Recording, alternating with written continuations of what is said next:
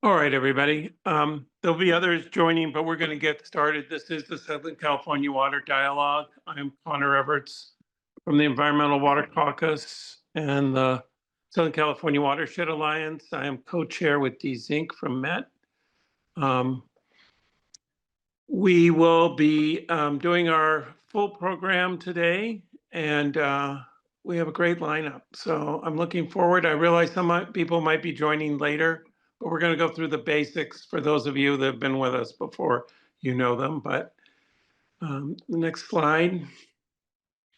This is our steering committee. We rely on them and you, if you have any suggestions for future dialogues, to put the program together. So if you have any ideas, please send them to myself, Dee, or Kathy Caldwell, who is our coordinator and really pulls all this together along with our technical staff, Stephanie and Joanne. Kathy may or may not be on today. She said she was flying in. She's going to try to get on, but you've got me for backup. All right, next. So these are our webinar ground rules. Just so you know, we've done so much Zoom over time. If you have technical difficulties, use the chat. Please use just the Q&A feature, not the chat for your questions. Questions will be addressed after the presentations. You can upgrade them. We'll be talking about that in a minute, upvote them. If you have a poor connection, move closer to your wireless router and turn off other services using bandwidth, especially anything, even your own video. You are all audio muted, so we will not be able to hear you or see who's on, but we will read off your names and your questions if you have any. All right, so we're going to run 60 minutes and then our dialogue or Q&A session is afterwards. Again, on the bottom of your screen, the Q&A.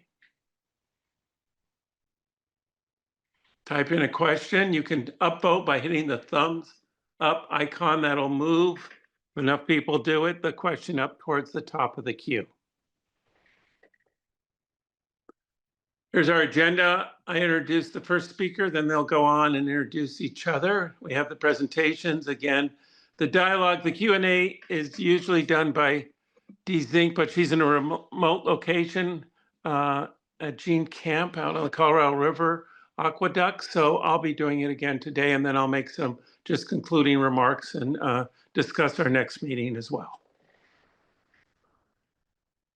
With that, here's our speakers. Their bios should be listed as well, but I want to, I'm happy we have a diverse crowd from Northern California by the joys of Zoom, but excellent speakers. Jeffrey Mount, the Senior Fellow, Public Policy Institute, is going to start us off. Take it away, Jeffrey. Good morning. Yeah, I guess it's afternoon. This is the moment in when you're doing Zoom when everything goes south. But I'm going to go ahead and share my screen here, and hopefully I'll get the right one on the desktop here. So let me go right here and there. Okay, Connor, I assume this is all okay and everybody can see it. So Yes. Again. Good morning. I am a senior fellow with the Public Policy Institute of California. I have the task of introducing this subject this morning, so I'm going to give kind of a broad view. In fact, I'll give you my outline. I'm going to talk about the role of storage, because when we talk about groundwater, we can't ignore surface storage as also being important. I'm going to definitely orient this toward Southern California, how storage works for Southern California. I'm going to talk about some of the major challenges that we're facing with storage. And then, and kind of as a handoff to Tim Godwin, who's going to speak next after me, is I'm going to talk about some of the issues facing groundwater recharge and storage in California. But he'll give you the gory details, particularly from the view of the Department of Water Resources. So I'll do that, and I'll try and do it all in 20 minutes, and then I will stick around and answer your questions when we have them. So to remind, I'm going to put this simply, we couldn't exist in California without surface storage. So, and that's what most people like to point to is the big dam with the water behind it. We've got over 1,500 reservoirs here in California. It's approximately 40 million acre feet of water is stored behind those dams. That's about 1 year's worth of use of water in California. but it is worth to remind you that they're old and they're creaky. Most of them are old and creaky, except you cool people in Southern California have some relatively new facilities within them. But they are the backbone of the water supply grid. And without this, Southern California, as you need only look at your last year where it didn't rain all the way till January and then it caught fire. You know that you are heavily reliant on storage of water to be and entering it into a one of the world's most complex grids to get water to Southern California to meet your specific needs. And you have 6 really important reservoirs in Southern California, all of which are doing great right now in terms of their total storage. But I want to remind you that surface storage is a mixed blessing in California, and particularly involving our large multi-purpose reservoirs, the ones that you're most familiar with, things like Shasta and Oroville, and particularly Oroville for you all, which is what connects up to Southern California and Metropolitan Water District. And these structures.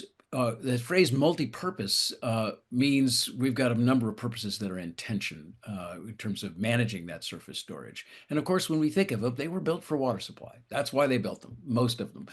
Most of the big ones are built for water supply, but they also serve hydropower. That's up to 21% of our energy in California comes from hydropower.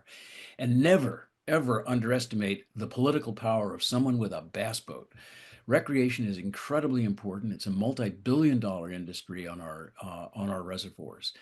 But increasingly, we're asking our reservoirs to do a couple of other things for us, and that's maintain ecosystems downstream. They have to, by law, do that.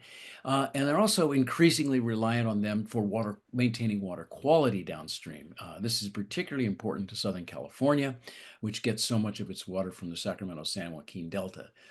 And then here's the real tension, flood management. And we watched the consequences of that this last year when reservoirs couldn't capture the big flows that came in early February because they had to leave space for future floods. So five of those 6 objectives want a full reservoir, one of them wants an empty reservoir. And that tension between those always drives issues, particularly on the large multi-purpose reservoirs. I also want to remind that storage, when we talk about storage, never lose sight of the fact that a huge part of our storage, 30% of our water supply, is snowpack. And of course, with these shifting climate, we are seeing some real changes in what they call snow water equivalent. This is a nice diagram put together by Mike Dettinger, which shows you the total volume in reservoirs for the average reservoirs plus the volume in snowpack. And that gives you an idea of how important snowpack is to storage. And our snowpack is melting right now, but it's melting in at spring when our demands tend to be highest, particularly for irrigation. So don't ever forget, snowpack's really, really important, and it's our biggest reservoir, biggest surface reservoir. But it's groundwater storage, and we're going to talk a lot today about groundwater storage because it's important for many people. Southern California, Northern California, Central Valley, out of sight, out of mind. But yet, groundwater is our most important storage. And that is in a typical year, statewide, we use roughly 30 to 35% of our supply comes from groundwater, and during droughts, it's 65%, maybe even as much as 70% in significant droughts. Groundwater is our drought reserve. Unfortunately, we haven't treated it like that. We've treated it like our regular water supply, so we've been in chronic overdraft for almost the last century. And in fact, we have kind of an average overdraft just in the San Joaquin Valley, and we're going to hear more about that today, of as much as 2 million acre-feet per year.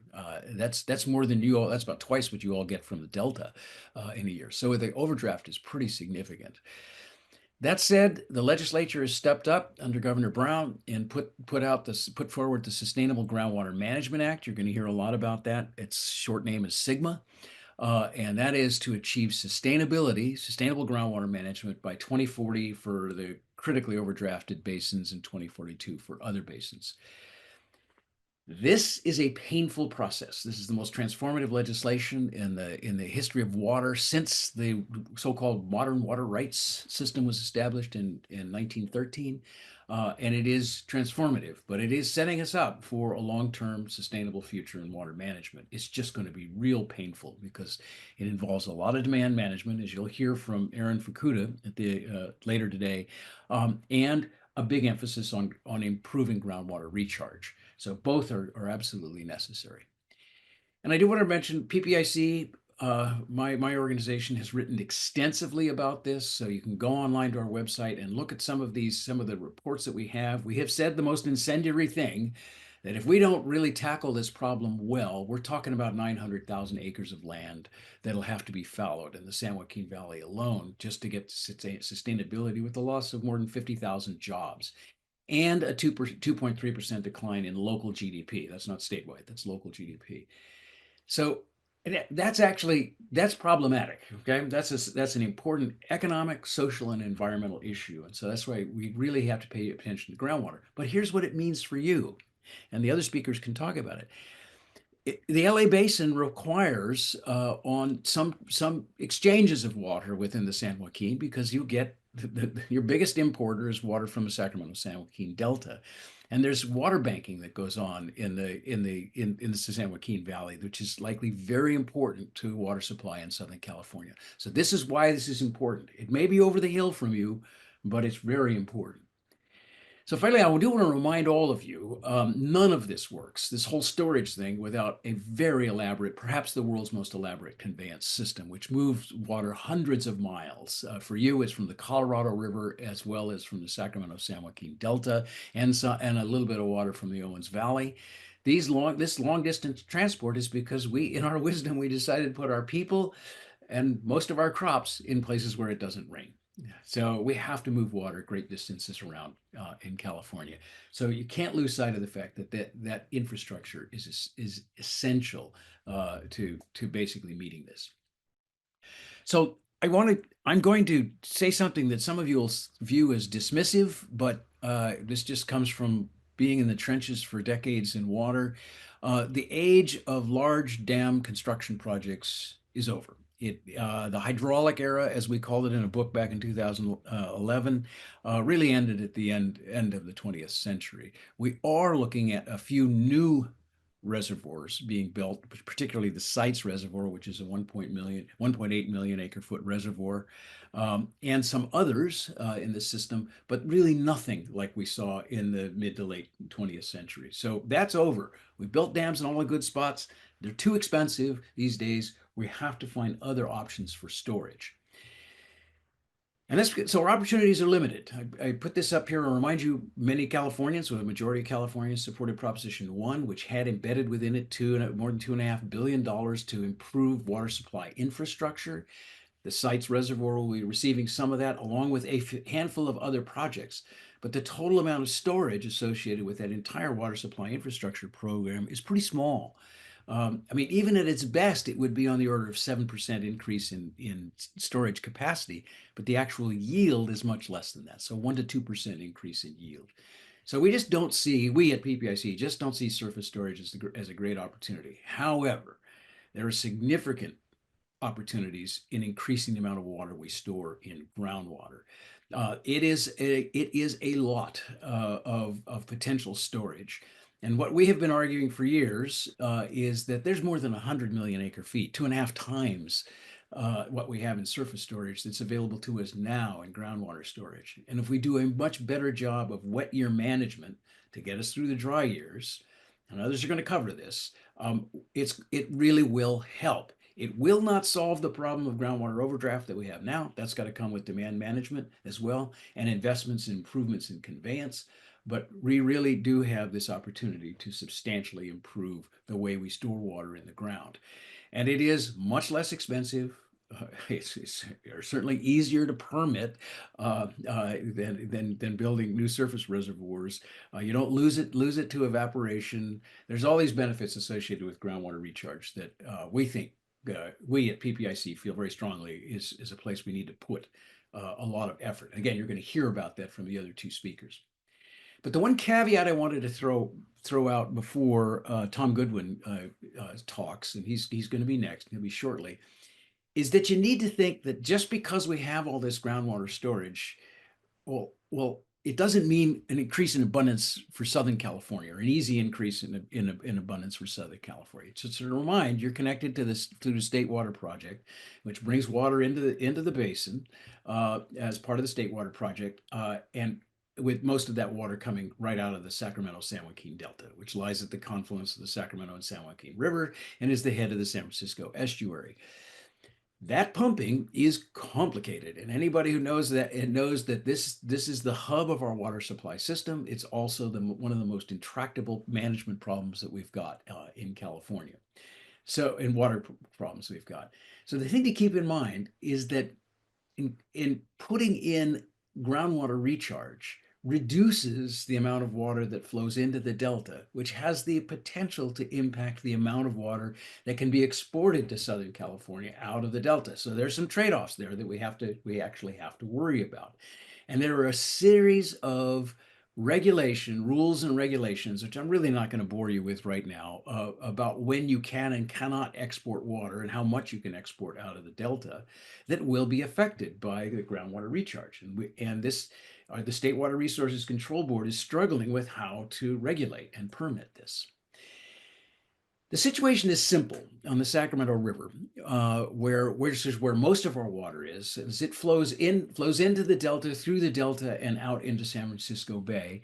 Here's an example from 2023, a very, very wet year, where we basically parsed out how much was been available for recharge in the Sacramento River. So that's what I'm showing you there in yellow. That's 11 million acre feet. Okay, that's 11 times the amount of water that you hope in a good year to get out of the delta. So that suggests there's potential water, the potential recharge is huge. I'm showing here in orange the amount of exports and in delta use that actually came from the Sacramento River, is derived from the Sacramento River. And then we have regulated outflow. I mean, outflow that's to meet water quality standards and endangered species standards and overall ecosystem standards as set forth by the State Water Resources Control Board. So that's how it's partitioned in Sacramento. So that actually leaves a pretty significant potential. The problem is that's not where you've got your empty aquifers that you want to fill. Rather, it's on the San Joaquin side. And this is where the shortage is so strong and such a big issue. It also happens to be our richest agricultural region. So the demands are there. It's our most productive agricultural region. So the demands there are very, very high. So we parsed this out in the same year to kind of illustrate a point. And as I say, we're going to hand off to Tom here in a second, and he'll take care of explaining some more of the details, as will Aaron, who lives this day to day. Basically, what we did is we parsed out, how much did regulation require for what minimum amounts of San Joaquin River that had to flow through and out of the delta. That's in the very darkest color. We have additional delta outflow that comes from the San Joaquin River during this wet year, again to meet water quality and regulatory standards. And then we had the exports. How much did the State Water Project and Central Valley Project pump from this, and what was the potentially available water? Well, the problem is that potentially available water starts creating trade-offs.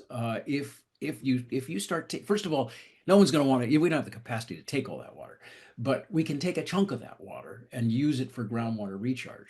So we have to be careful. And then what we did is we did this, and this is all going to come out in a report in a matter of weeks, which we'll describe in detail. That in every situation you have two categories of water that comes into the delta. One is water that we just simply lack the capacity to capture it. There's nothing we can do upstream, downstream, or anything. There's so much water in the system. There's nothing we can do to capture it. Reservoirs are full, can't do anything to capture it. So that's what we've got: available flood water, which would be available for recharge. And then there is this water, which is trade-off water. If Aaron and his folks upstream start taking a lot of water off the Sacramento River, it can impact the amount that gets exported out through the State Water Project to Southern California. So that's why we call this trade-off space water. And a lot of negotiation has to take place over this. And the folks who regulate this are struggling with how to figure out how to say who can take how much and when. So that trade-off water is actually a big, big deal. So we think this is a major policy issue, and that's why it's taking so long to work this out. So because I'm with the Public Policy Institute of California, let me finish up with a couple of policy things.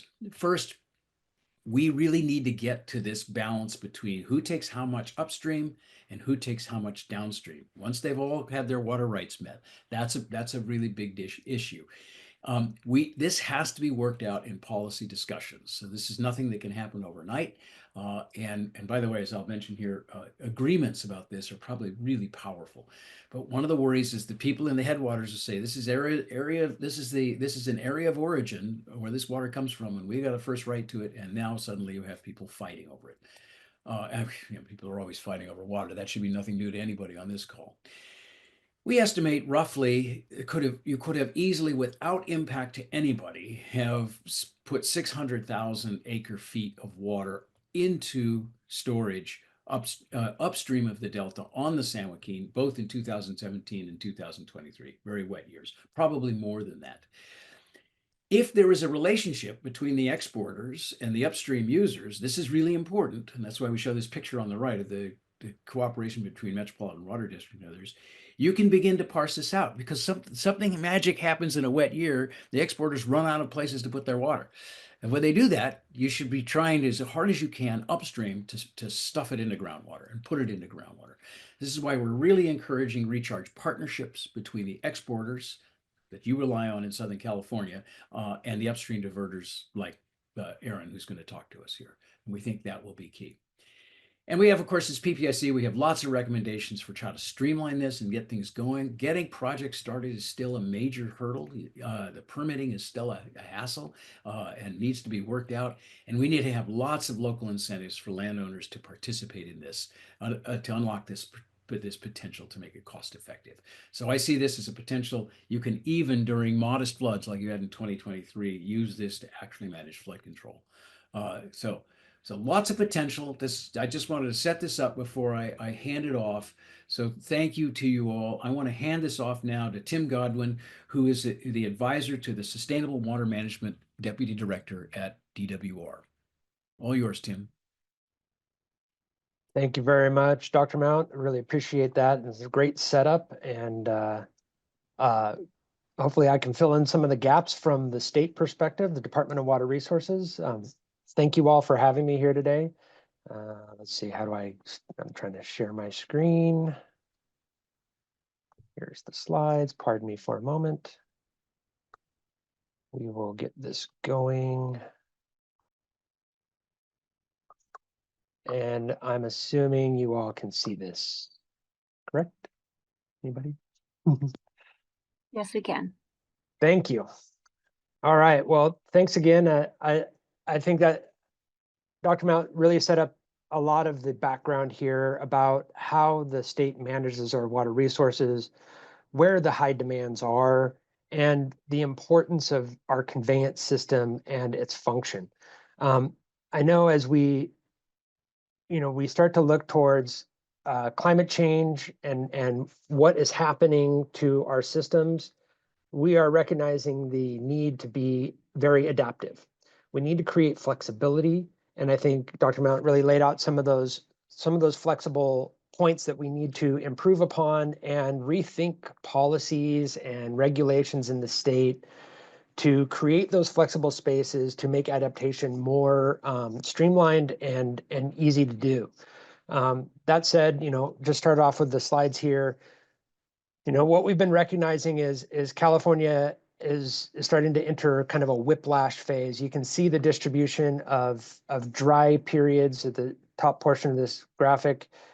Below the line, the historic droughts, they're fairly well spaced out, a decade or so, to much more frequent and much more intense droughts that we have since 2000. But they're punctuated by very wet periods. And what we're also seeing is those wet periods are wetter. They're coming a bit more feverishly, right? So if the temperature is a little warmer, it's carrying a little more moisture into the hills, but it's not falling as snowpack and staying as snowpack. It's coming down. We have higher elevation snow, and we have higher temperatures that prohibit or limit the ability for that snowpack to persist late into the summertime periods where we used to experience regular runoff that was much more manageable. So we had a system designed for hydrology that is now different. We really experienced significant droughts in the 2012-2015 period that really initiated SGMA and really drew us into a point where we recognized that the overdraft occurring in our groundwater basins in the state were really limiting and causing significant impacts to our drinking water, to our agricultural water demands, and we were seeing significant impacts. So let's see if I can move this. One of the things that this graphic lays out is a series of challenges that I think we're all starting to acknowledge and understand that we need to start addressing these as climate change continues to persist. So increasing demand, we all know populations are growing, agriculture continues to develop, both in space, but also in transition to crop types. We've seen transition away from row crops that could fallow during dry periods to more permanent crops like orchards that require that persistent watering, the hardening of that demand. And that's really causing significant impacts when we are limited. And what has been the backstop, which was groundwater, has, to Dr. Mount's point, has become more of a normal water supply instead of a drought reserve. And this is something that I think SGMA is going to help local agencies manage much better and be more prepared for drought by managing their groundwater conditions to this point. So we touched on the changing hydrology, limited surface water storage. You know, we've pretty much maxed it out. We're looking at, you know, expansion with the Sites Reservoir that's being proposed, and that is an off-stream storage. So we still rely upon the Sac River to flood up in order to pump that excess water behind sites. There isn't a major river that feeds that reservoir. So it's very important to recognize that we're trying to build more and more capacity and storage into our system in ways that we already understand, surface water storage, but now really looking towards the existing natural infrastructure that exists in the groundwater basins and is now being managed by groundwater sustainability agencies throughout the state, where we have significantly depressed or reduced storage and capacity in these alluvial aquifers to recharge them and store water there when we have it available. But that's a major shift in how we've normally operated our flood control systems and our agricultural footprint. And we're learning a lot as we go. So I'll just keep moving forward here. The groundwater management, I think one of the most significant things that we're addressing is the overdraft, which is the chronic lowering of groundwater levels, right? So we continue to pump more water than is going back into these systems. And that's having a significant effect, subsidence. Subsidence in the valley, you don't see a lot of this in Southern California, but subsidence in the valley is probably the most significant impact that we're experiencing throughout the state because it is impacting our conveyance infrastructure. If we can't get the waters from where it is to where it needs to be, either in the groundwater systems or to the demand in Southern California, we're going to have serious problems. There's 27 million people that rely upon the State Water Project to function, and we're seeing significant declines in its carrying capacity due to subsidence impacts. Okay, so that said, what are we doing about it? Some of the drivers that are really pushing us forward are the Sustainable Groundwater Management Act, or SGMA. The governor's also pushed forward the water resiliency portfolio and the climate adaptation strategy. Both of these highlight the need to really relook at all of our water resources and bring all of our management strategies to the forefront and put them all out on the table as actionable things to address and to enhance. Specific targets he outlined, you know, within the water supply strategy was, you know, an additional 500,000 acre feet of groundwater recharge. That's a pretty easy target. And I'd say we're approaching that now if we haven't already achieved it through all of the activities that the groundwater sustainability agencies are putting into place. But we can do a lot more, and we need to do more. We need to expand this concept and really learn how to capture our flood flows when they're there, distribute them safely across the landscape where they can infiltrate into our groundwater basins. That can be a more highly engineered process through injection wells and the like, but the easiest is infiltration galleries or concepts like FloodMAR, where we take large floodwaters and distribute them over agricultural or open working lands and allow them to percolate naturally into the system. So this nexus between flood and drought was really demonstrated in the 22-23 winter when we were transitioning from a drought and preparing for more dry wells to a flood condition with the winter of 23. And quickly, the governor recognized opportunity and really provided executive orders for us to bypass CEQA to get projects implemented where we had open and working lands. We were cognizant of water quality concerns, so we were avoiding things like dairy lands where manures and fertilizers were recently applied, but distributing and getting water onto these fields, allowing them to percolate. That was the initiation of this concept of really starting to acknowledge what is our opportunity to divert off flood flows. And out of that came a new modification to the water code, 1242.1, which really highlighted an existing allowable space to divert water off of the system under locally determined, threat to imminent flood, where you might local agencies might say, hey, we know these conditions are going to flood. If we can pull off some of that pressure and put it into irrigation ditches and out onto open and working lands, that helps alleviate the flood pressure and allows us to move water off into an area where we can store it in the groundwater system. So that's the basic concept. And we learned a lot from these initial years after passing this in 2023. So these plans really highlight the need to expand storage. And this diagram, I think, is really illustrative of just kind of how that balance looks. We understand recycled water, desal, stormwater capture. I think I already saw some interest in that, and how that might evolve, increased conservation, things we're already doing, but might be able to be expanded. Even if we expand those things, we're still looking at significant opportunity. That's relating out to 2040 to about 2.9 million acre feet in just those kind of more practical recycled, desal, stormwater capture, and conservation. However, if we look towards the expansion of and access to groundwater storage and other storage mechanisms, we're taking significant leaps forward.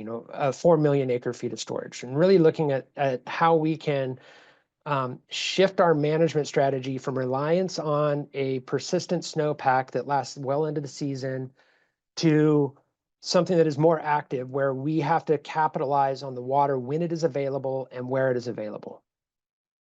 So SGMA, I'll be very quick here. I just want to lay some context about what SGMA is. It is a law passed in 2014 intended to manage our groundwater basins locally, right? So we had local groundwater agencies establish groundwater sustainability agencies to develop groundwater sustainability plans. And in this graphic, you can see where we're doing this. So there are 515 identified alluvial basins within the state.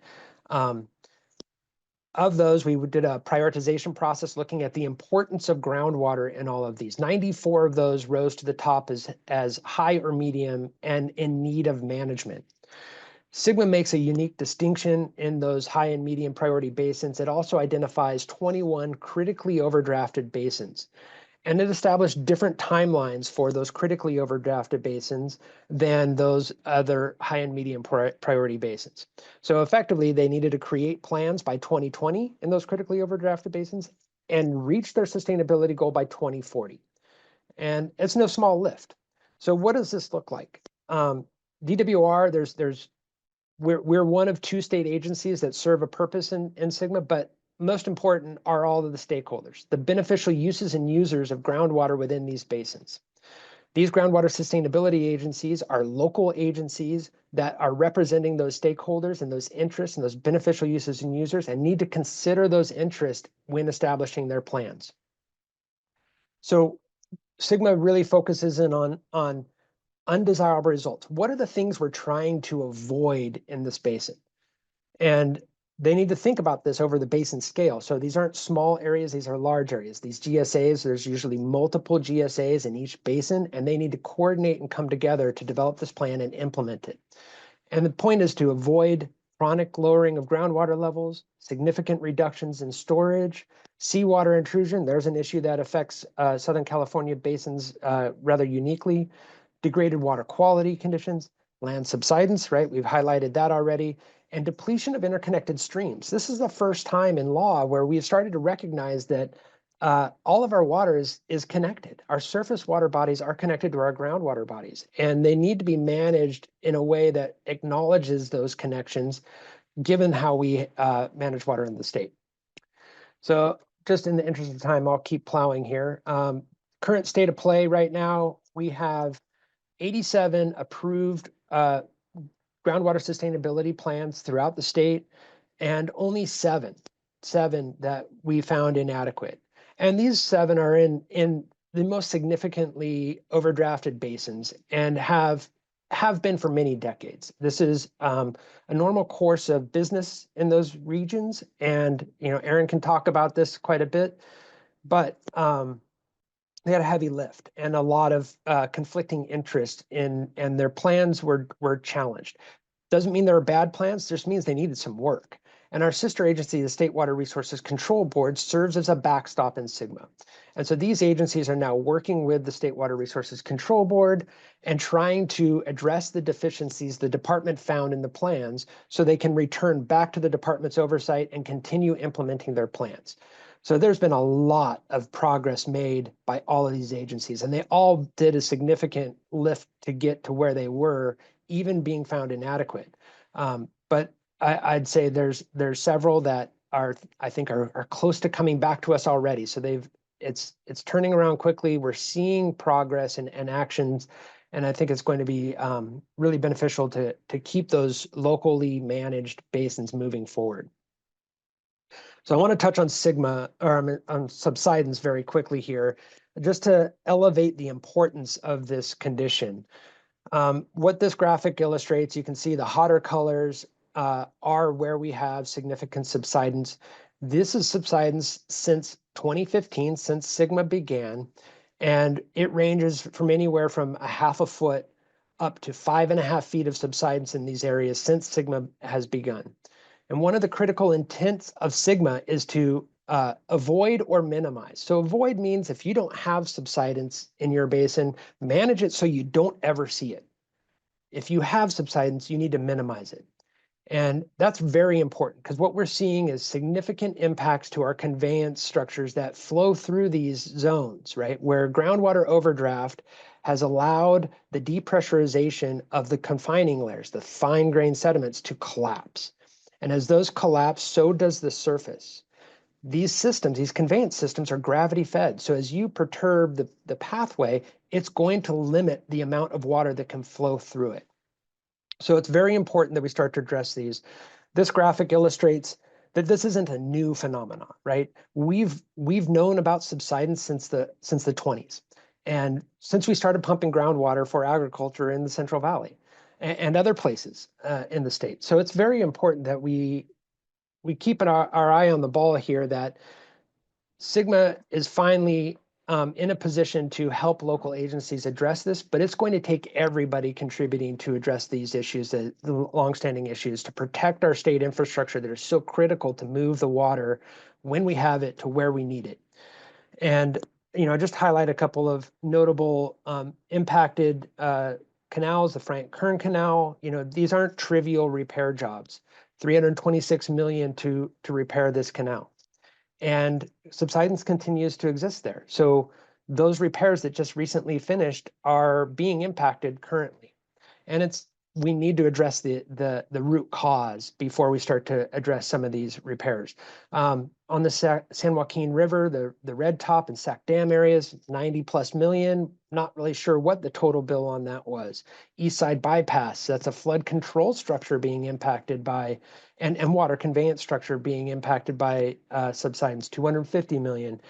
And we've been conducting here at the Department of Water Resources an analysis on the impacts to the California Aqueduct. That's the one that serves most of Southern California. Potentially up to multiple billions of dollars to repair over long segments that have been impacted to subsidence. We're seeing reduction in conveyance of up to 46% right now. That's a huge loss in our ability to utilize these infrastructure to move water around. So the department is currently developing best management practices to really help local agencies develop clear pathway through to protecting these things and addressing the subsidence and getting towards that minimization process.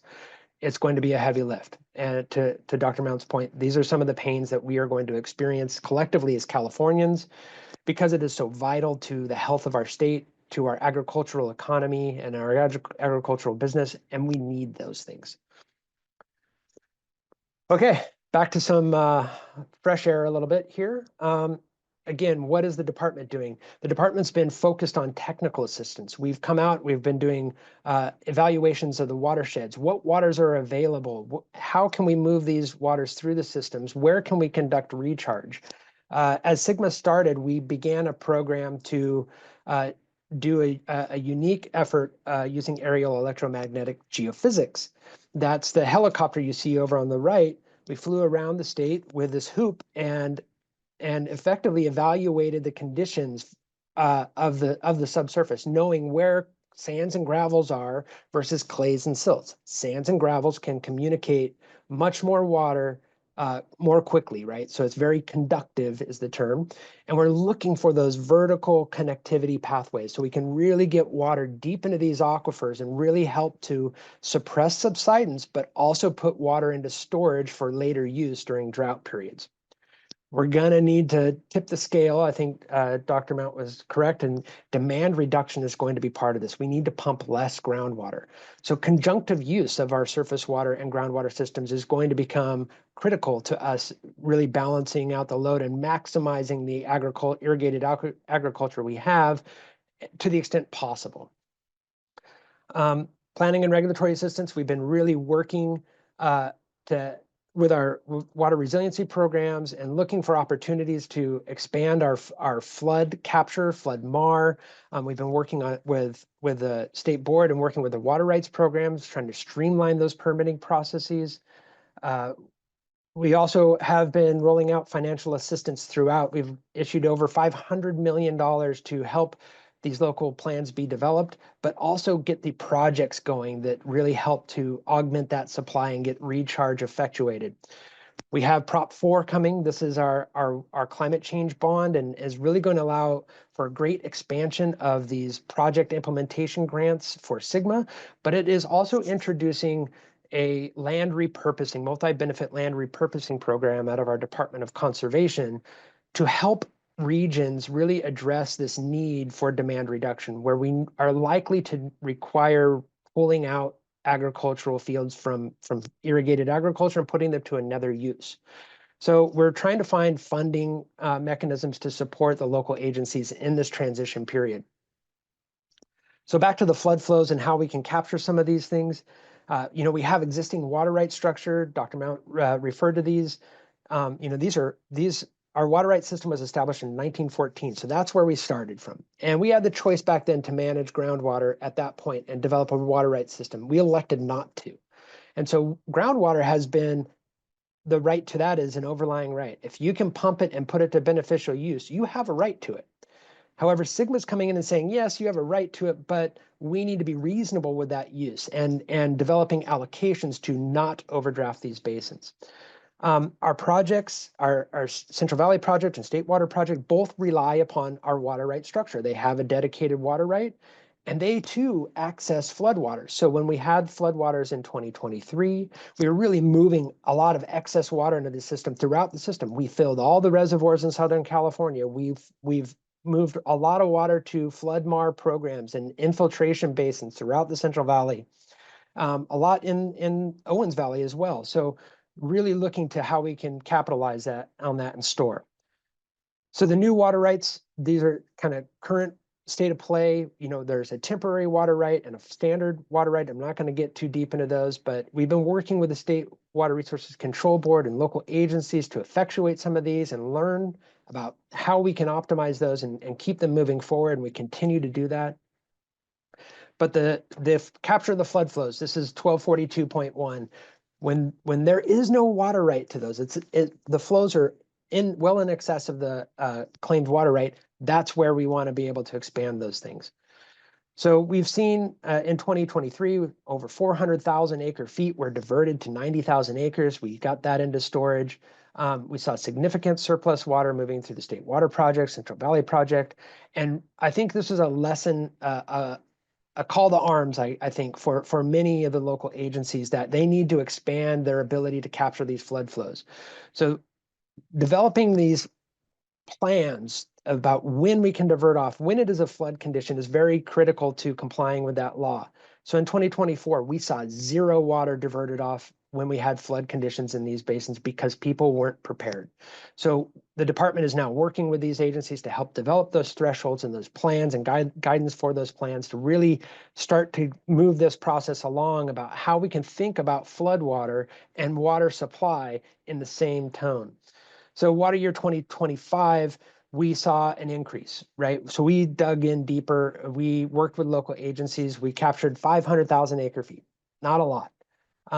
Or I'm sorry, 500 acre feet, roughly.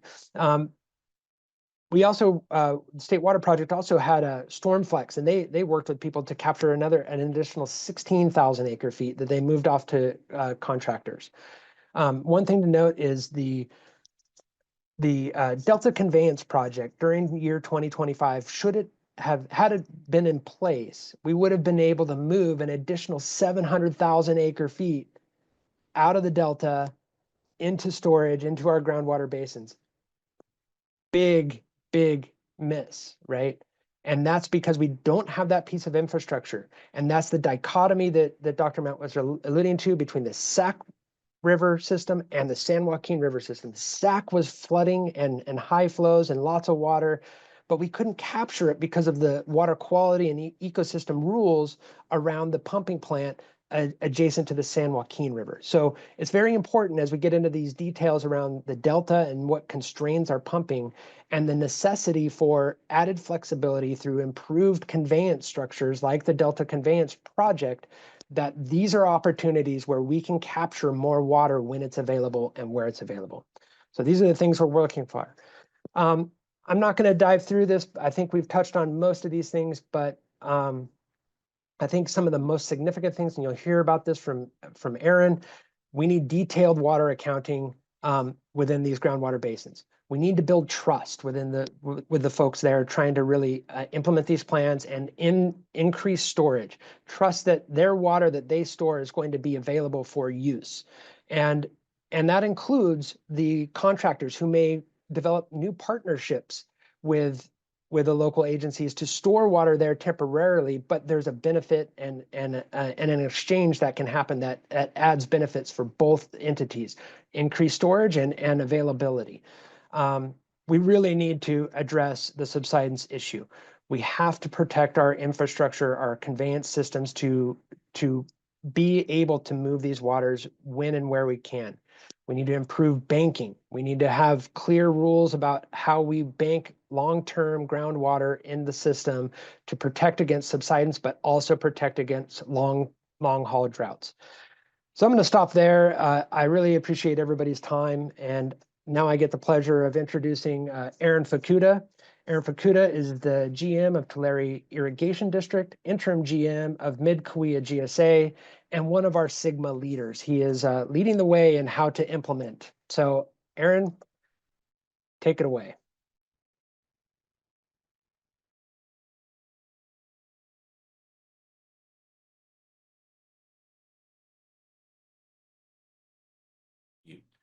Thank you, Tim, for the kind introduction. I'm going to get going here. And my opening slide here, it probably defines what I'm going to talk to you about is recharge. But most people look at this picture and they go, how do you know it's recharge? And I said, well, if you look at this picture on the screen, you've got trees with no leaves on them.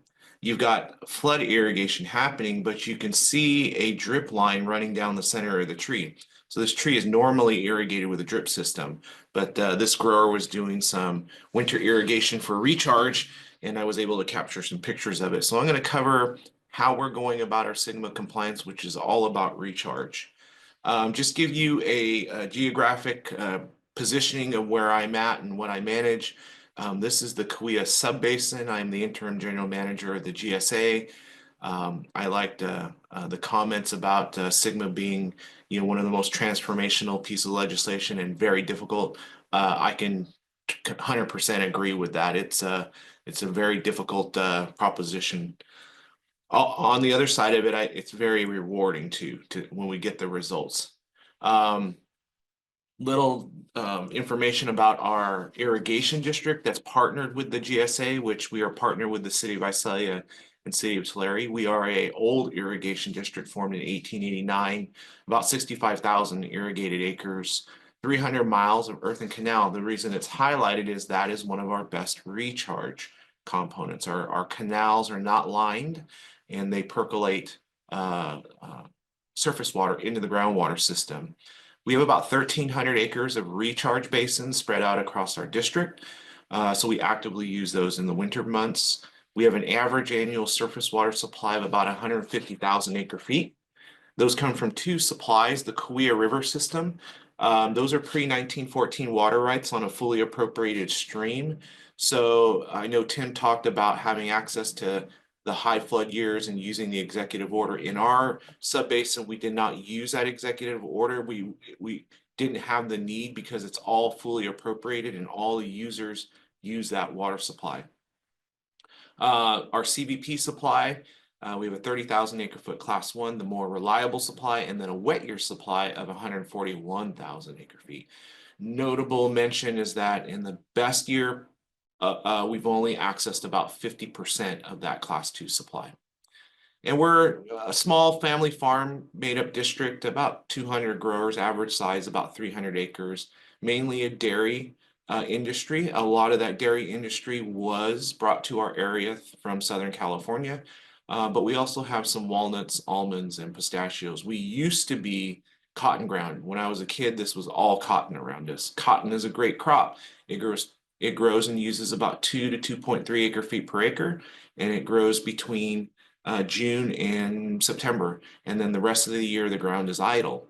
Whereas when we move into the dairy industry, that ground gets used year-round, double crop sometimes. Our walnuts and almonds, as was pointed out, become a fixed crop. So we're managing to a new world than it was in the 80s.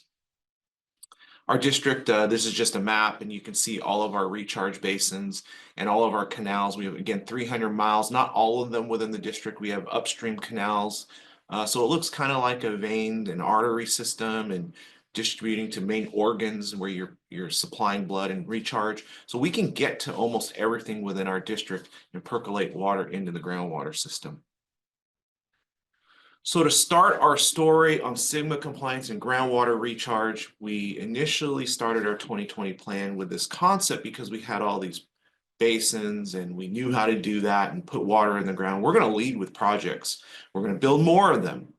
And then whatever we can't fix with projects, that small amount we hoped we would eliminate through demand management or allocation. So we would say, okay, we're couple 100,000 acre feet short, we're going to cut that out of your allocation and you have to farm with less. That was our 2020 plan, and that was submitted to DWR. And as was pointed out by Tim and Dr. Mount, that plan was rejected. Interestingly, before we could even get the inadequate notice in 2021, we acknowledged that approach was wrong, and we flopped the conversation. So now our plan A is demand management, actually. So we're leading with allocations and cutbacks, and projects bolster the demand management, meaning if we add more projects, there's less demand management needed. And so this was not popular at all. And so I use this slide a lot because this was my life in 2022, 2021 and 2022. Our growers, actually, not the board of directors, came to me and said, we need to start doing something, Aaron. Our wells are showing stress and we understand now this path that we're on and we need to do something. So in 2022, we implemented a groundwater allocation and cap. So there's a cap on how much groundwater you can pump. And it was not popular. I was not popular. It was a pretty turbulent year and a half and 2 years of shepherding this program through, but we're seeing the results and the outcomes of this program, which I'm going to talk about a little bit here. This is an image of how we block the allocations up. We have two categories. There's those that use surface water and there's those that don't. They're called groundwater dependent users, or in Sigma language, we call them white areas because they didn't have coverage of an irrigation district. We track all of the water going into the system. We have a water accounting framework. Interestingly, when we submitted our 2020 plan, the management and the attorneys at the time were locked in a room and said, you do not get to come out of that room until you have a solution that kind of pre-adjudicates how we're assigning groundwater in the ground. And so they came out with a water accounting framework. And so we identified the native yield, or that common supply that goes to everybody. And everything on top of that is basically surface water that we're putting into the groundwater system that can be extracted later. So like I tell people, our program is predicated on the assumption that you only get to take out what you put in. So if you're not putting anything into the groundwater system, all you get is the native yield, which is a very small amount. Right now, it's only about 10 inches per acre of groundwater. And then you can build your blocks from there. There's mitigation, and then penalty is very severe. Penalty is where you not only pay $500 per acre foot, which is the maximum allowed under Sigma, but our growers said this was self-inflicted. Not only are you have to pay that high fee, but you're going to lose 1-to-1 in the future. So if you go over an acre foot in 1 year, you lose an acre foot off your next year. And so you get into a tailspin, and it gets very draconian quickly. That was self-imposed by the growers. We quickly, within 6 months, propped up an online tool. This is called our water dashboard. I tell people, everybody does online banking right now. This is your groundwater online banking system. Growers now have the ability to see their usage, their allocations, how much they are in comparison to their allocation. And it gives them a way to manage their water supply.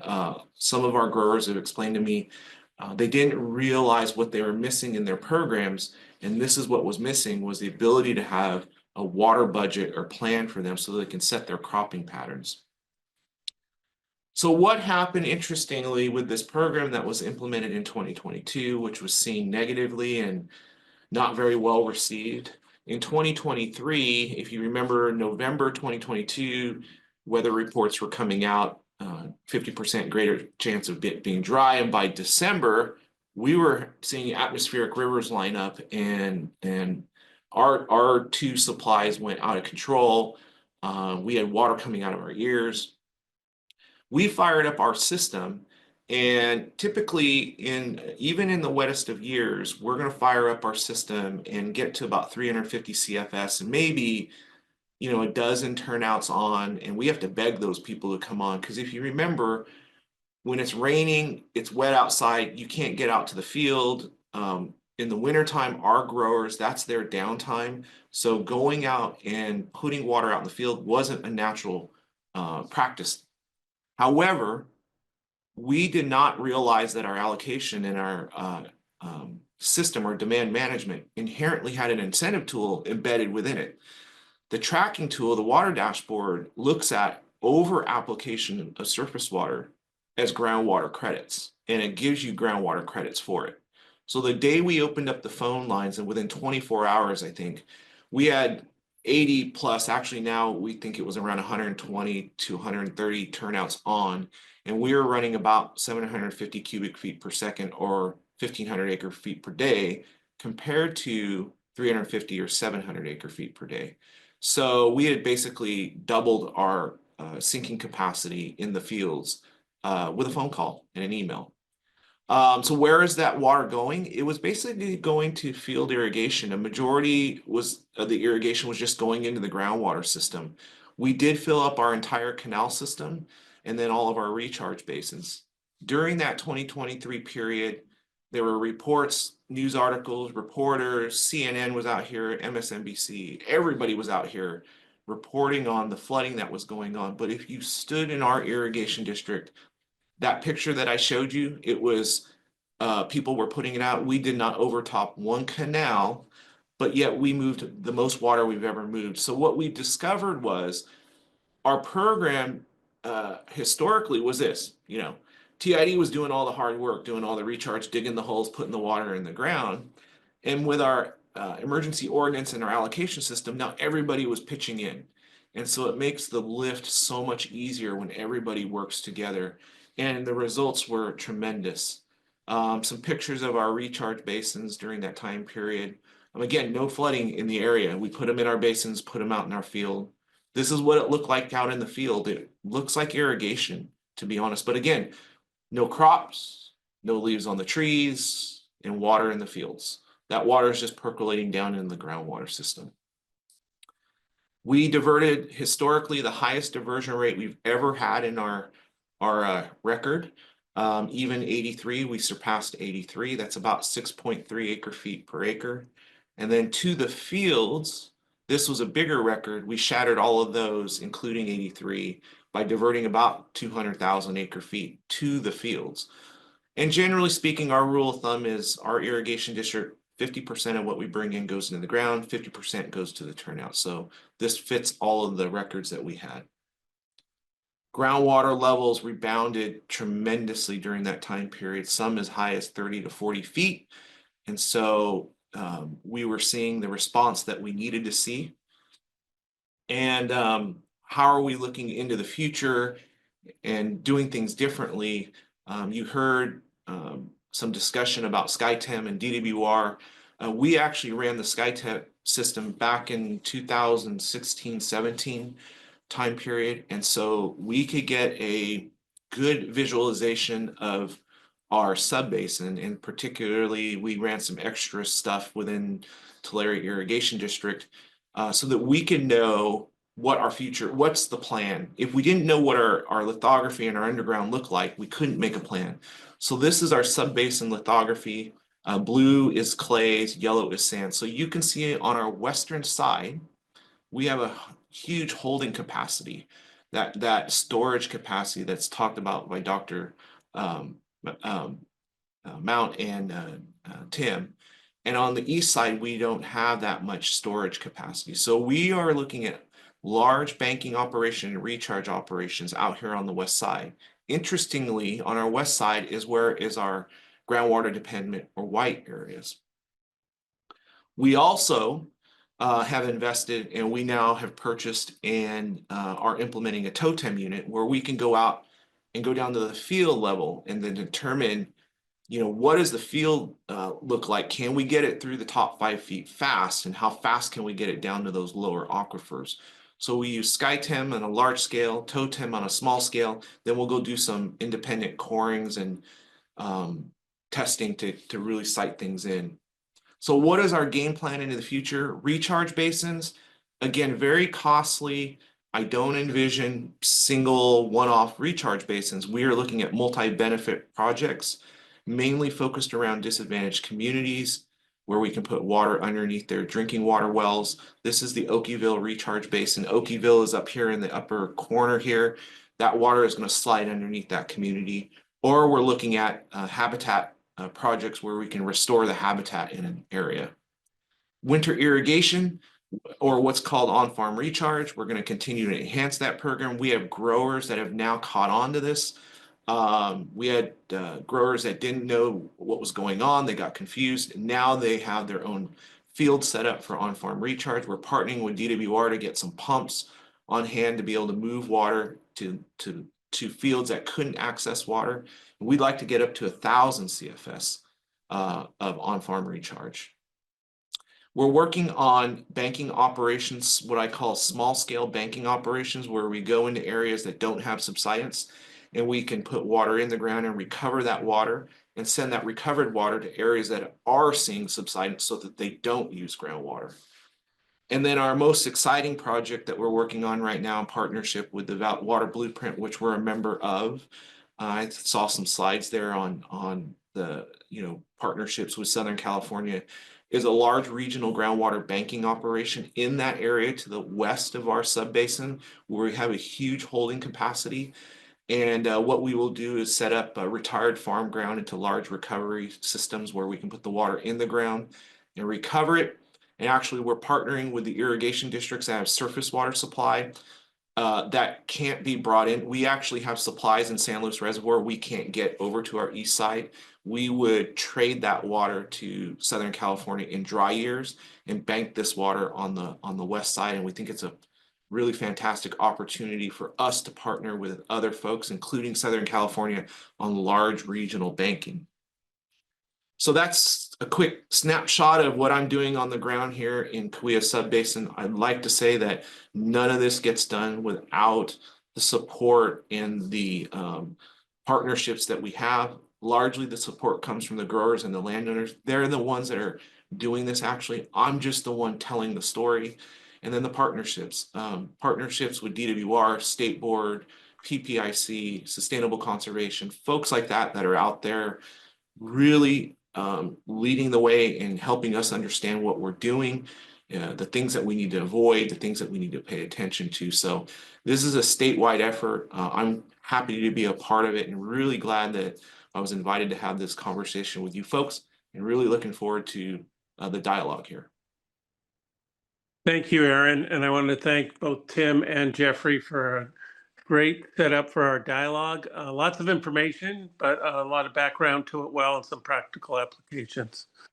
So with that, again, the Q&A is the way we're going to go through the questions, not the chat. And I'm going to start reading them off. If they aren't, I don't see any that are asking anybody specifically. So our presenters can answer as they will. So first from Darcy, we have, when will stormwater be a regular staple in the water portfolio conversation?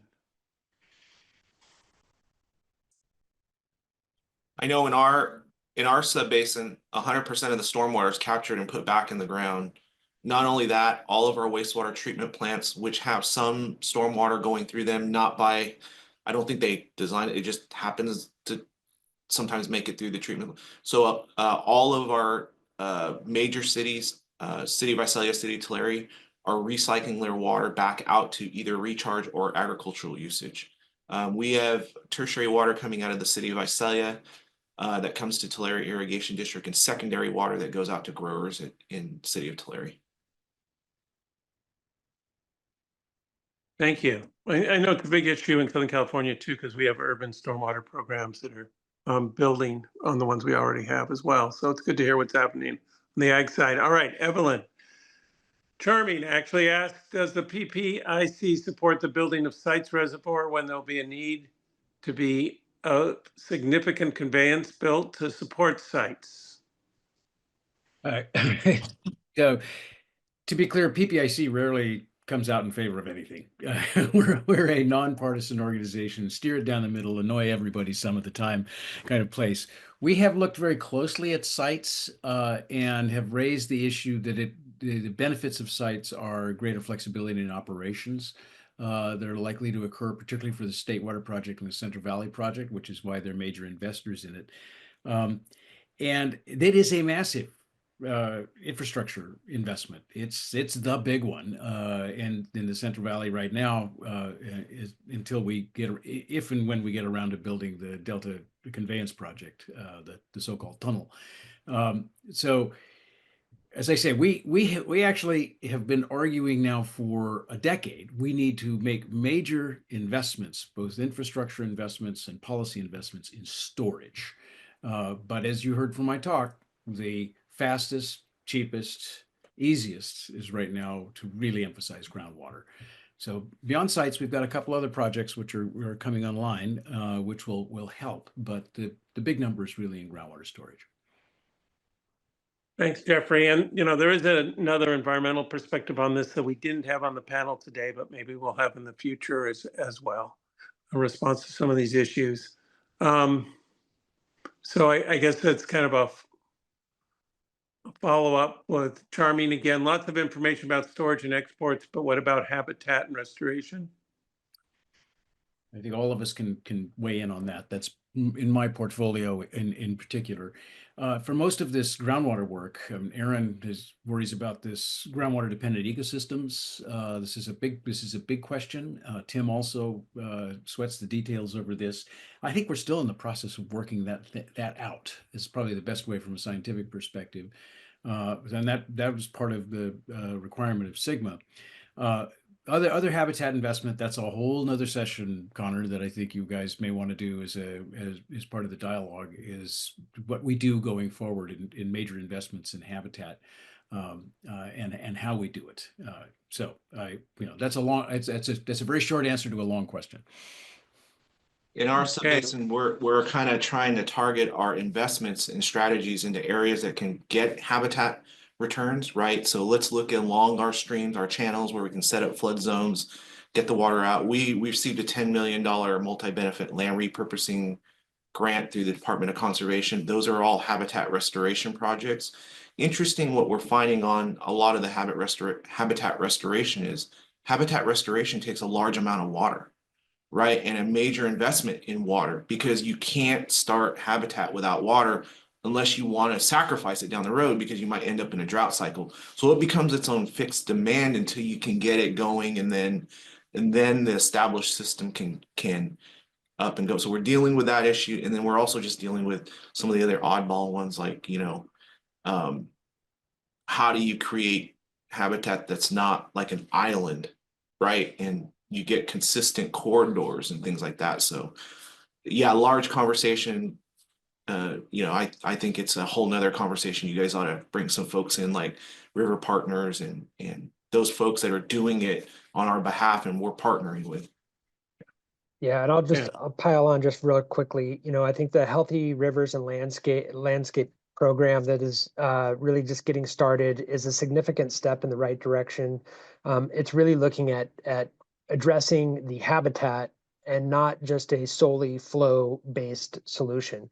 So in improving those riparian ecosystem habitats, I think is very important to the success of the species that rely upon it. But I want to also layer on that these recharge programs and projects that were described here today with Floodmar actually have a very lasting benefit to the groundwater dependent ecosystems, but also the riparian ecosystems. The geology is such that some of that recharge water is going to find its way back to these rivers. And it's going to come back in a way that the temperature is moderated based upon the groundwater conditions, and it's going to discharge to these streams. That's the way nature used to do it. Used to flood the entire valley and slowly percolate in and then slowly drain out through our river systems. So maybe we can start to emulate some of those things and gain some of the peripheral benefits of Floodmar in that sense. All right, thank you. I think we were now leading into part 2 of this session that we'll do next time. But Charmaine has another. She wanted to know, instead of the site reservoir, which you correctly stated is off-site, pumping from over the mountains onto a dry area, why not spreading grounds instead of a reservoir? Well, Sacramento Valley is blessed with a little bit of a different condition in terms of the groundwater and the recharge potential. Lots of fine-grained sediments up there, so spreading basins aren't nearly as effective as they are in the San Joaquin Valley, where you have very coarse-grained sediments at the near surface, as Aaron was describing. That it's a great concept, and actually they're starting to develop those programs. There are some coarser-grained streams that come off of the west side. We're looking to capitalize on those and spreading water there. But it's about creating that flexibility. If we can put a significant amount of our flood flows that would have normally bypassed our conveyance systems anyways and exited through the delta in excess of those minimum and moderately required flow conditions that Dr. Mount explained, that creates flexibility for us. That gives us water that we can move at a later time and put it into greater use. And I'll add that, I do believe Dr. Mount properly characterized it. Large surface water storage is not in our future. I think there's just too many political headwinds against it. I was helping lead the Temperance Flat as their executive director and saw it firsthand. However, that comes with a trade-off, like Dr. Mount, all this comes with trade-off, right? If you truly believe in climate change, if you understand climate change, you just now increased your flood risk tenfold, right? So some of these reservoirs were significant flood risk. You're going to shave that climate change peak flow that comes in, and you're going to keep it in a reservoir and regulate it out, or save it for later. And I think we've gone beyond that now. So that's what we saw in 2023, is that when those flows came down, there was nothing you could do to stop it because the reservoir couldn't hold it. If you had a secondary reservoir or increased the capacity, you might have held it a little bit longer, shaved that off a little bit. But so the spreading ground becomes the de facto answer, because you're going to just flood. And it's going to go out on the fan, and you're going to flood somebody, and there's going to be damage. And on the San Joaquin, unfortunately, those are all small disadvantaged communities. Yep. All right. Charmy's done a good job of populating these. I do want to say that Erin, she said bravo on planning, charging, and penalty planning. So I'm going to go on to some other questions, and I'll get back to a couple more by Charmy. Tony Wilkinson says, regarding annual constant water demand for agriculture, why not just decide as a state policy that we're not going to do tree nuts and cotton? Maybe limit acreage and fruit trees. I gotta believe Aaron's got to take that question. I was looking straight at Tim. It said state, not Aaron. Okay, well, this is it's a valid question. And the policies of the state, I mean, the laws we have really dictate that land use decisions are made at the county level, and the counties have the authority to evaluate how they want to lay out land use practices. So there is the pathway, but most haven't. Most have allowed the agricultural communities to figure out what the best commodities are with the growing conditions that are there and the water resources that are there. And unfortunately now we're having to kind of backtrack a little bit where we've overstepped in some of these places in terms of water use and groundwater dependency. So this is the pain that Dr. Mount was referring to. We keep an open market, we keep an open framework. So until those kinds of policies, and I execute policies, I am an employee of the state. I do as you all ask me to do. So I'm not going to step into that space, but it's a hot topic for sure. And Connor, let me add on the PPIC perspective, because we've spent a great deal of time looking at what the future of the San Joaquin River, San Joaquin Basin looks like. I mean, Tulare and San Joaquin. And I would be remiss if I did not channel my inner economist here, who says it's the farmers who do the best job of working this out, and sometimes they make mistakes. I mean, it's a risk-based industry. When almonds were fetching such a tremendous return, as when the commodity prices were high, we probably overplanted those. But that happens in agriculture all the time, and it self corrects. But in this case, we now have this added burden of trying to come to balance with the use of water. And we have argued repeatedly that really smart choices here, turning how you retire some lands, water markets, definitely with water markets, organized transition, you can really reduce the economic impact in the valley. And so that's why we keep saying that. And the people who work that out best are the farmers, but it's got to be at the county level. There's got to be a tremendous amount of coordination at the county level to get that work, because that's going to be the best, making the best use and using an economic driver to come out with a really good outcome. Aaron, you want to add something? No, definitely. I probably should have started off, but I was just laughing because I was like, Tim's got to start this. You got to look back, over time, Tony, and understand that SGMA was not right. We were the last last state to implement a groundwater. And so prior to that, think about it, there were no you could buy a piece of ground and put what you wanted on it. And you're right, the county could have had some regulations on cropping, but we don't operate that way. And you look at these large companies that were coming in, and if you're a large corporation and you have a a big portfolio of investments, right? You're coming in and you're buying ground for $8,000-10,000 an acre.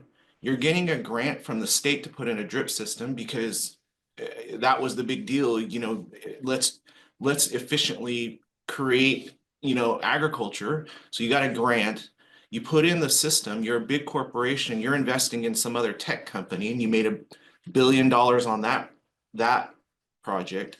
And I'm going to tell you, farming is not for the well. I mean, you people say there's wealthy farmers, but I challenge you to come and farm and make a profit, right? You make a profit 1 year and you make a loss for the next 3 years, and you make a profit and you make a loss. You're living off debt. Well, if you're an investment portfolio, remember that a loss is protecting your gain somewhere else, right? So corporate America came into California like you couldn't imagine. They bought up that white area ground that had that's where they targeted. It was cheap ground. They could get a grant for a drip system. They could put in an almond, make a buttload of money. If they lost money for the first 3 years while the crop's coming up, they just wrote that off against other things, right? It's just a write-off at that point. Then they get in the money, right? And so really what we're actually seeing, Tony, is probably what we don't want to see. The only people that are going to survive California agriculture is corporate farming. And our small growers, if you go to them right now with the right check, they're done, they're out of here.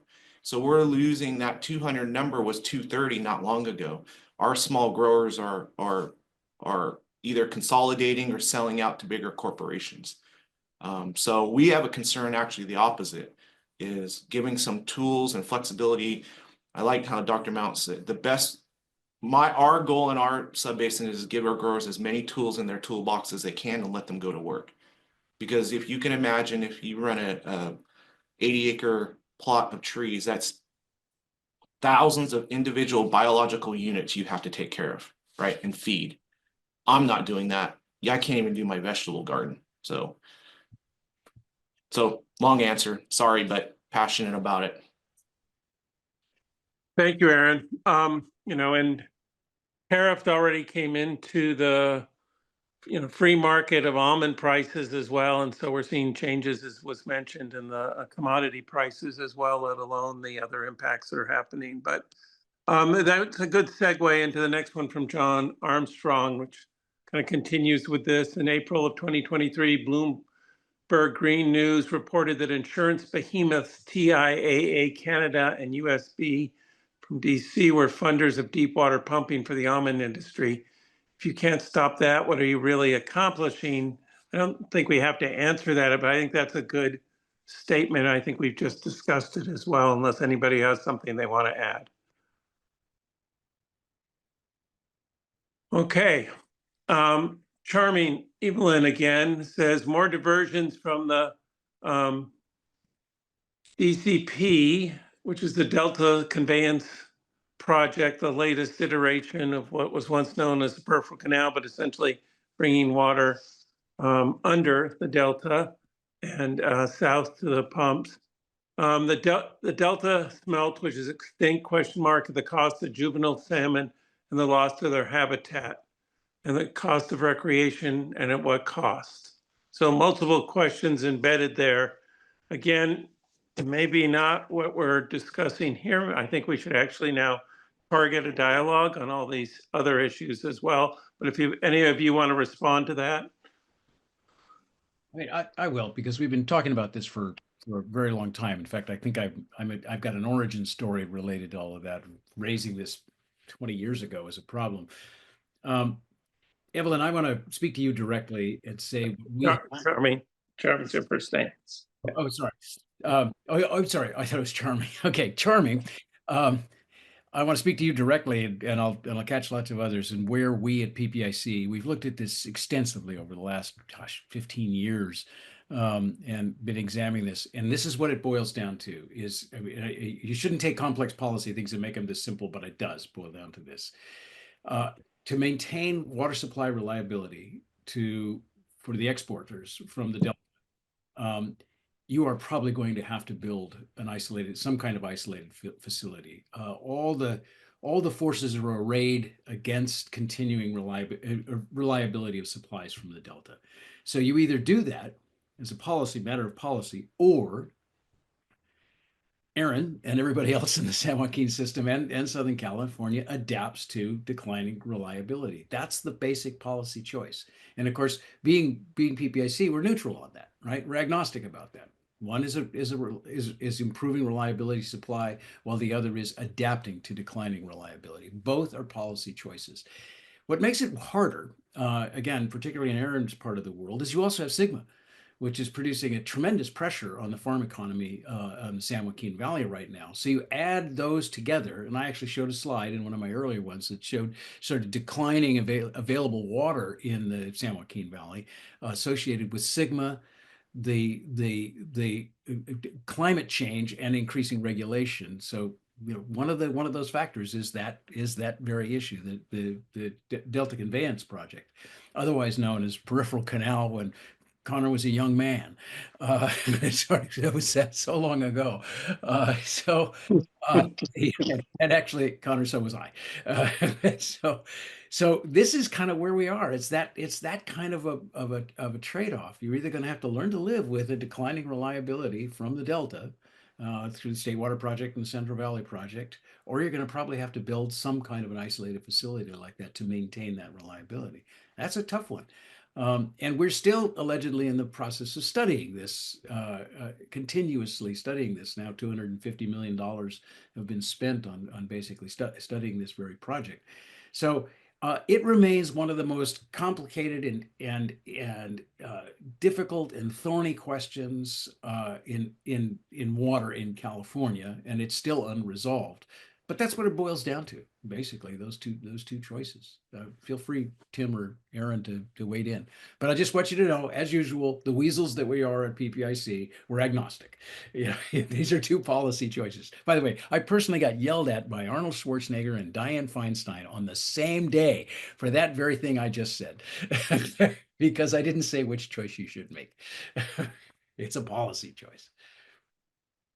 All right, thanks, Jeffrey, and thanks for reminding me I'm an old man of water. All right, but I guess we are at this point, and we've heard a lot of this for a long, long time. So there's a lot of questions. We're not going to be able to get to all of them.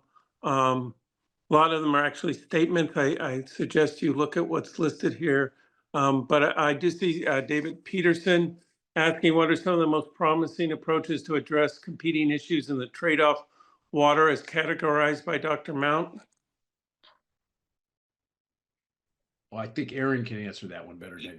Yeah, I know that, we're working with the blueprint on some potential options and exciting kind of different approaches to moving water in the Delta, acknowledging the habitat issues and trying to protect those and move it in ways that don't impact that. Basically, I know this is, like you said, it's dangerous to oversimplify, but if we took that water, you wouldn't even know that water was gone, right? Because when those flows get up that large, you're not tracking even to the 1,000 CFS, right? You're tracking tens of thousands of CFS, and we would only be able to manage a couple thousand CFS, but that couple thousand makes a big difference in a drought year when you didn't, so those are promising to me.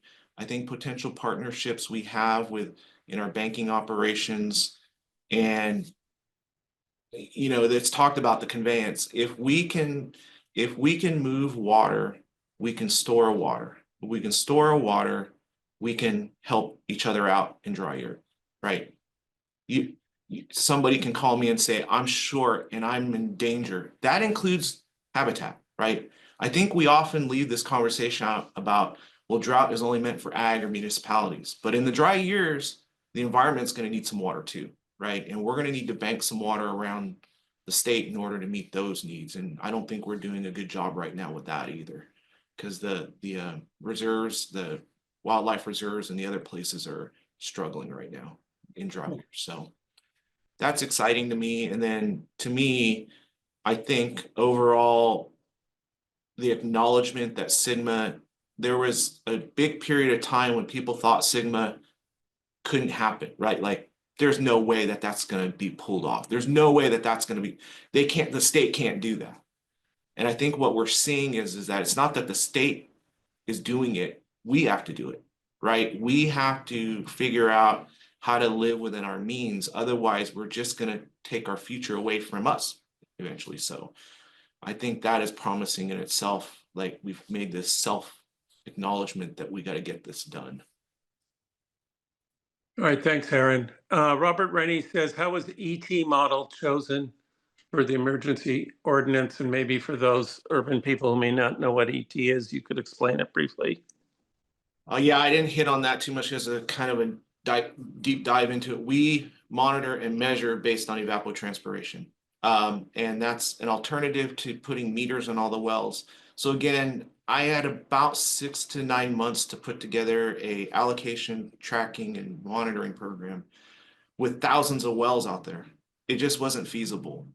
And the ET model is an umbrella. We see it, we measure it, and actually over time we've tested it with growers. We use the Land IQ system.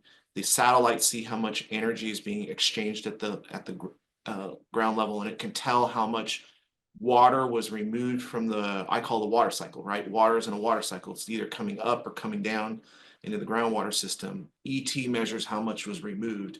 And we have an equation that says total evapotranspiration, groundwater, ET met by groundwater pumping is equal to total evapotranspiration minus precipitation minus surface water. And then that we track that. And so ultimately the reason why we went with ET is we needed something to be implemented fast, that was acceptable and had calibration. And Land IQ ET has all of that. Okay, well, that kind of answers the one about meter feasibility. I do want to say, Charming said, Dr. Mount, thank you. Adaptation is the key. I see the same from Diane Wallace. Thanks to panelists for such an informative, interesting presentation and great answers. Again, this is what makes the dialogue. I think we've got enough left over, including from Katie Wagner, about the environmental perspective, that we will do another program based on that as well. So with that, I want to thank you all again, our presenters and all the people who stayed on for the dialogue. The presentations will be posted on the Southern California Water Dialogue website, not immediately, but as soon as we can get them up there, along with all the past presentations and the recordings that we've done. As someone who's been doing this for a long time and was head of a groundwater agency when there was only 7 in the state by legislation, it's a tough path. At that time, it was in the little town of Ojai, it was considered like gun control. People, as president, by default, because I was tall and everyone else stepped backwards, the windows in my car and my house were broken over the issue of metering. We ended up monitoring as an alternative and also metering, but what we really found out is the farmers who were scared that the water would be taken if we knew how much was there. We didn't really have enough for anyone to want to export out of our small contained aquifer, but we were going to go dry again as we had in the past if we didn't deal with it, especially with the extremes of the driest and wetter years we're seeing in succession because of climate change. So I sit on a Sigma agency. I can't believe we're talking about 2040. I hope to still be around for that. But with that, I have a physical therapy appointment, so I'm going to say good night and good luck to everyone, and look forward to further water dialogues on these issues. Thank you all very much.